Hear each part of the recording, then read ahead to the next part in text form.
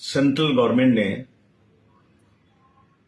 अकलियती यानी माइनॉरिटी की जो प्री मैट्रिक स्कॉलरशिप थी उसे खत्म कर दिया। इस मुल्क में प्रधानमंत्री कहते हैं कि सबको बराबर का हक है, सबके साथ बराबर का इंसाफ होगा। आज गरीब जनता, खासतौर से मुसलमान बच्चे, 2006 से न जाने कितने बच्चों ने इसका फायदा उठाया। गरीब बच्चों को स्कॉलरशिप मिलती थी, एडमिशन ज्यादा हो रहा था। अब ये स्कॉलरशिप खत्म हो रही है, इससे नुकसान सीधे सीधे मुसलमानों को हो रहा है। और आज मुसलमानों को तालीम में उनकी गरीबी की वजह से, गुर्बत की वजह से पीछे हैं। वो रिजर्वेशन में उनको कुछ उसका फायदा नहीं मिलता है। अब कहना है कि राइट टू एजुकेशन में उनको किस फायदा मिल रहा है, कुछ फायदा नहीं मिल रहा है।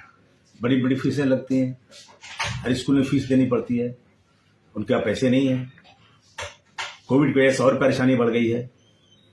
इसलिए मेरा ये सरकार से निवेदन है कि इस तरह से एक कम्युनिटी के साथ ज्यादती बंद की जाए। इससे सिर्फ एक कम्युनिटी का नुकसान नहीं, बल्कि इससे मुल्क की तरक्की का नुकसान हो रहा है।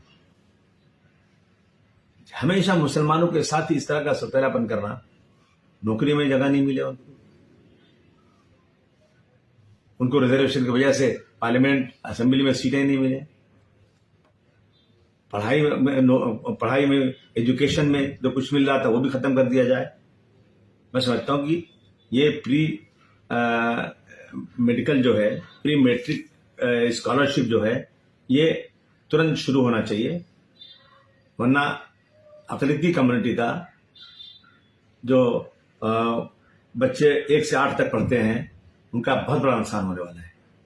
इसके ऊपर तमाम लोगों को सरकार से निवेदन करना चाहिए, सरकार से मांग करना चाहिए कि इसको तुरंत फौरन से पेशतर इसे फिर से शुरू किया जाए।